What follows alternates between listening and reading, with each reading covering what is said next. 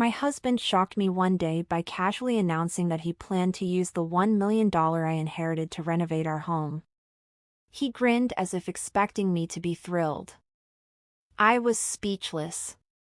The money came from my late father, and I hadn't mentioned it to him because I was already considering divorce. He was too controlling, and his greed for money made me wary of trusting him with such news. "How did you even find out?" I finally managed to ask. He smirked, unapologetic.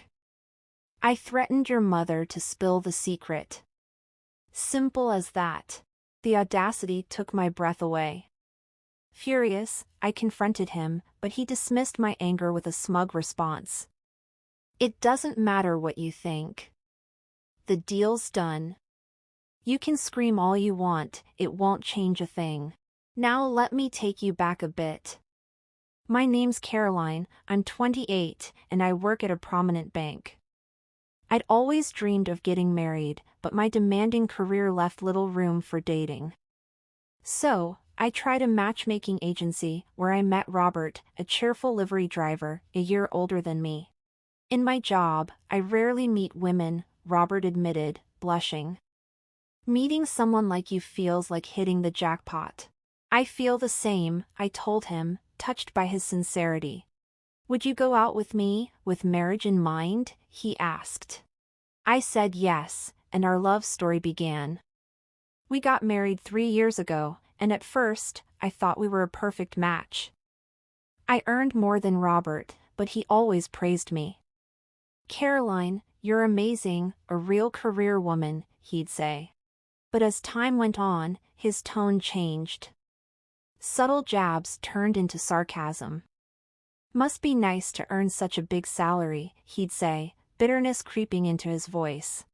The shift wasn't just with Robert.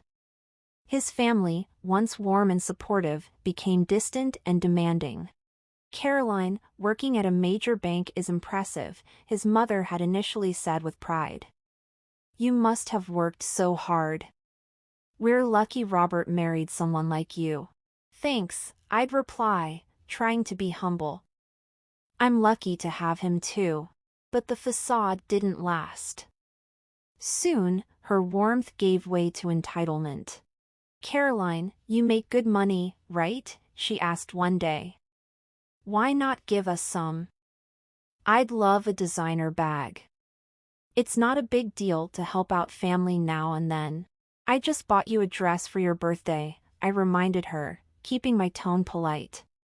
"And I have a policy, I don't lend or borrow money, even with family." Her expression hardened, and I realized that her view of me had shifted. The relationship I thought was built on mutual respect was unraveling before my eyes. They were enraged when I refused to hand over money. "How dare you?" my mother-in-law yelled, her voice trembling with anger. "We only agreed to this marriage because you work at a big bank. Honestly, we can't stand you, always so outspoken, always so sure of yourself." "It's sickening." "Exactly," my father-in-law chimed in, glaring at me. "What's the point of a daughter-in-law who won't give us money? Buying gifts for birthdays is one thing, but we're asking for cash. And after all this time, you still won't give in? You're the worst daughter-in-law we could have asked for." I turned to Robert, hoping for some support, but he simply nodded along with their accusations. He never defended me. Instead, he contributed to the disrespect by spending carelessly, splurging on takeout and pricey furniture without consulting me. "You make good money, this shouldn't be an issue," he'd say dismissively.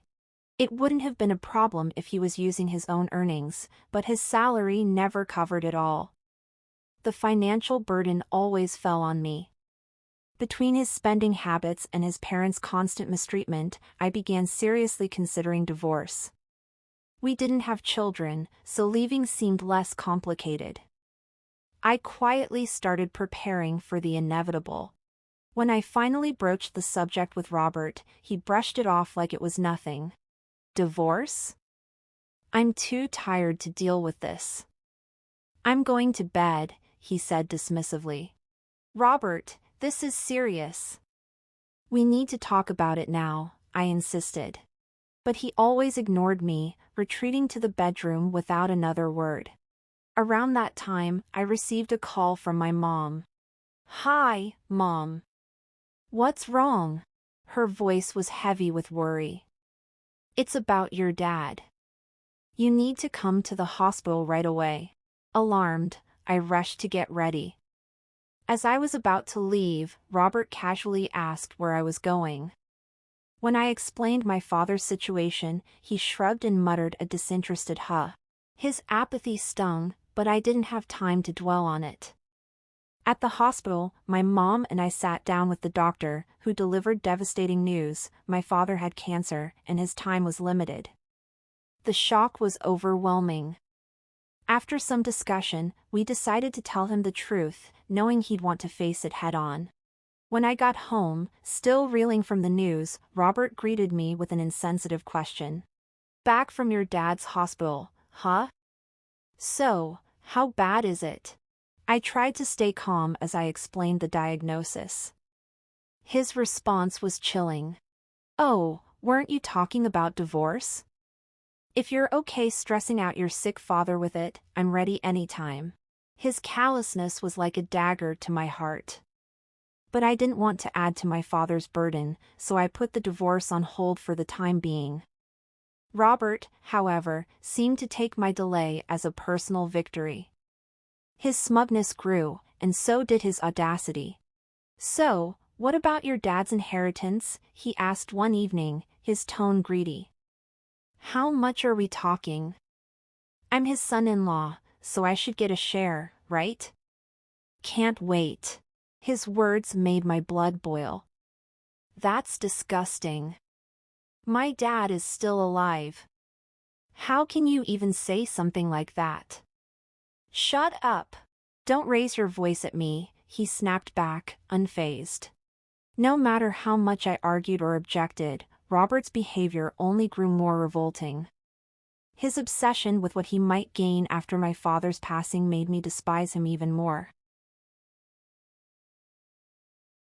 I ended up staying at my parents' house for a while, telling my mom it would be easier since it was closer to the hospital. After some time, my father peacefully passed away, as though he had drifted into a gentle sleep. My mom and I cried until we thought we had no tears left, but with the funeral arrangements needing to be made, we couldn't allow ourselves to stay in sorrow for long.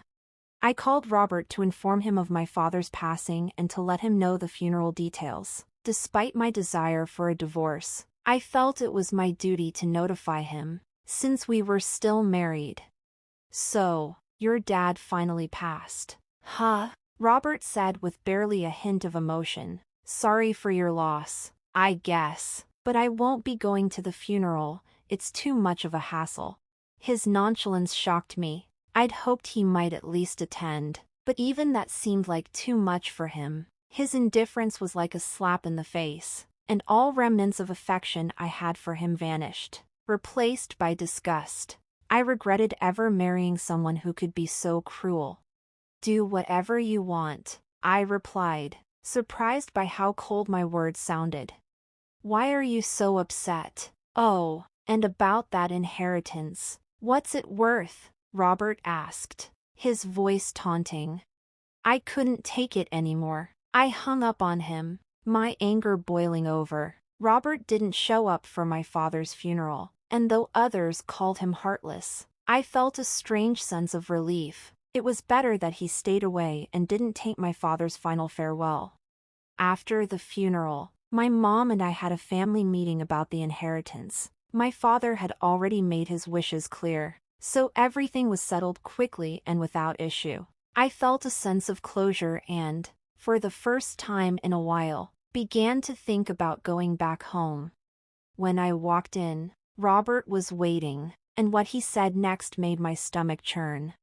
"Hey, it's been a while. I've decided to use that $1 million you inherited to renovate the family house," he said, as if it were no big deal. I froze, shocked. I had never told him about the inheritance. How did he know about the money, and why did he think he could spend it on renovations? "What?" I asked, my voice shaky. What do you mean? I don't know anything about any large sum of money. He grinned and replied, oh, I had a chat with your mom. Maybe I encouraged her a bit to tell me, threatening that if she didn't, I'd consider a divorce. She caved pretty quickly. My heart dropped. Robert had manipulated my mother into revealing everything about the inheritance. You're despicable, I shouted, my anger rising.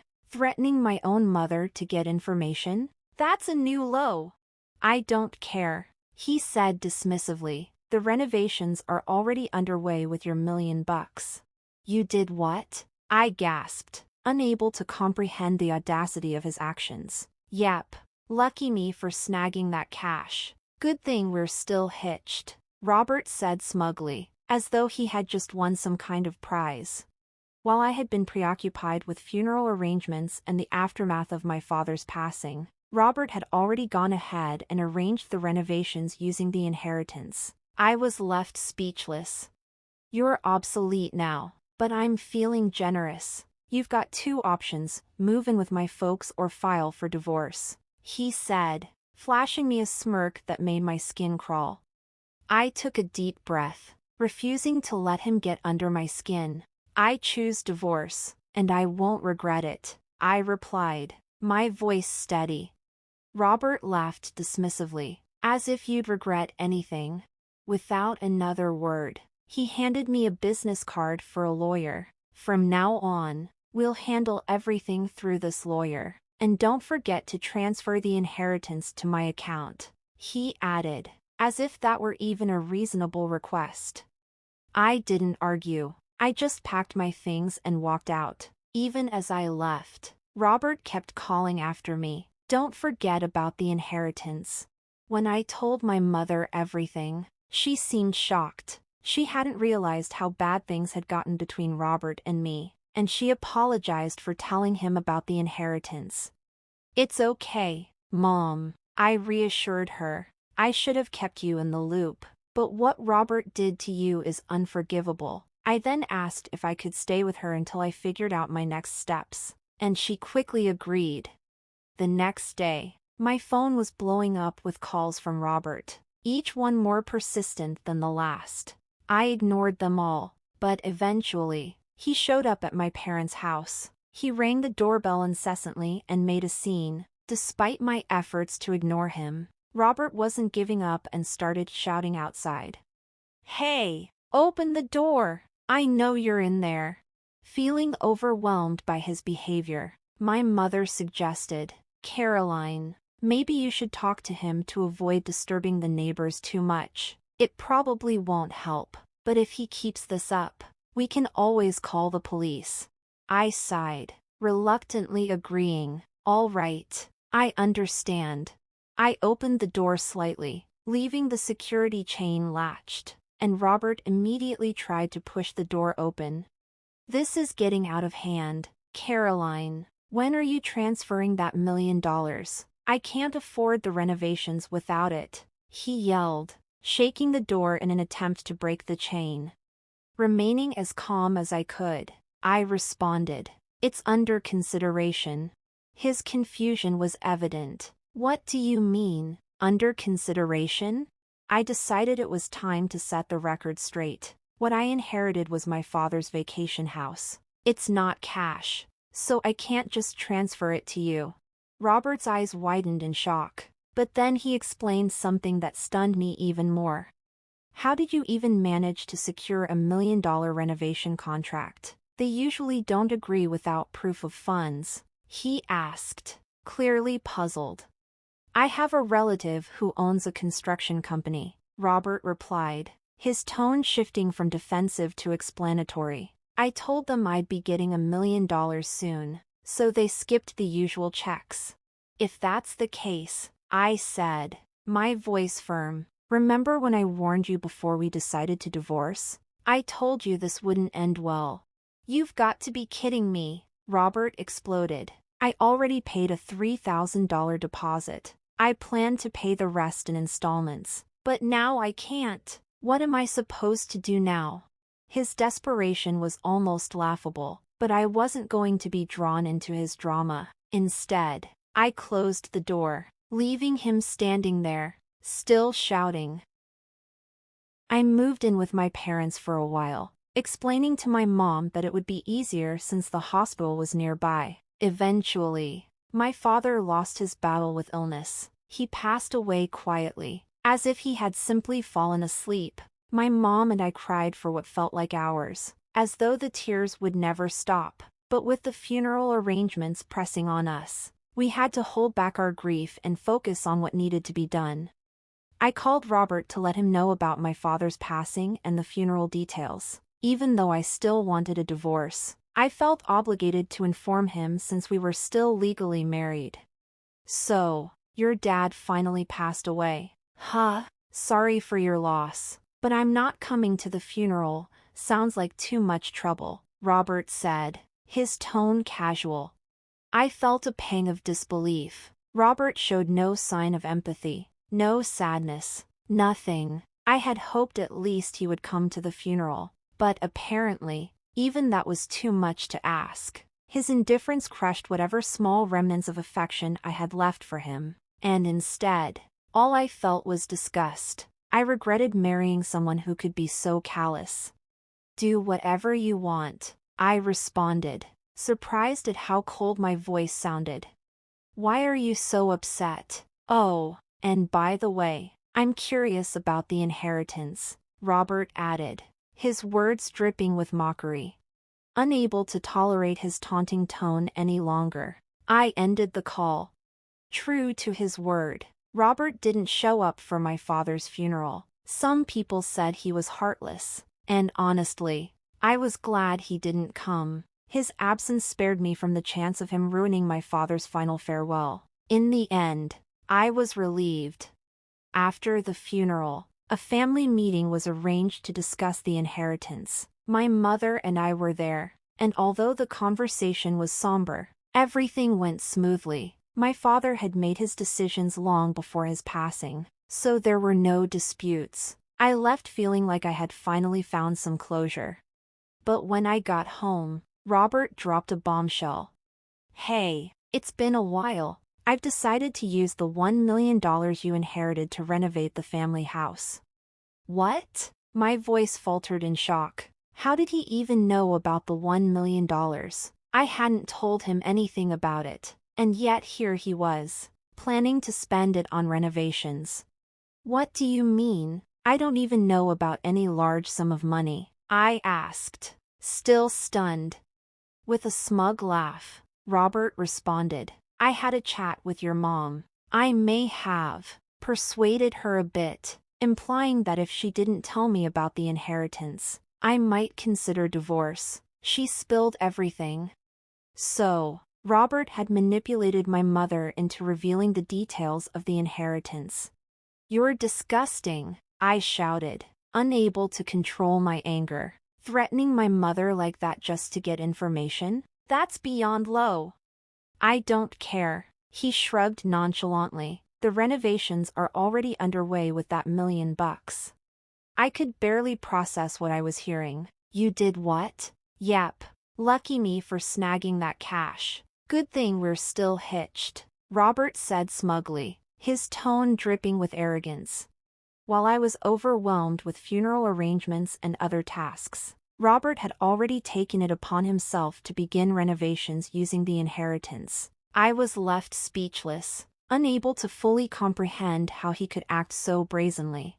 "You're obsolete now, but I'm feeling generous," he continued with a smirk. "You have two options: move in with my folks or file for divorce."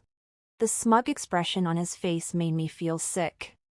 I took a deep breath, then replied calmly, "I choose divorce, and I won't regret it."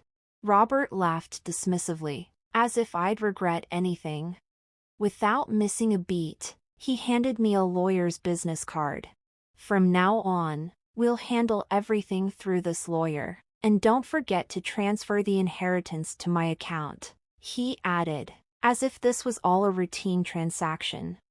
I didn't say a word as I gathered my things and left. Even as I stepped out the door, Robert's voice followed me, reminding me, Don't forget about the inheritance.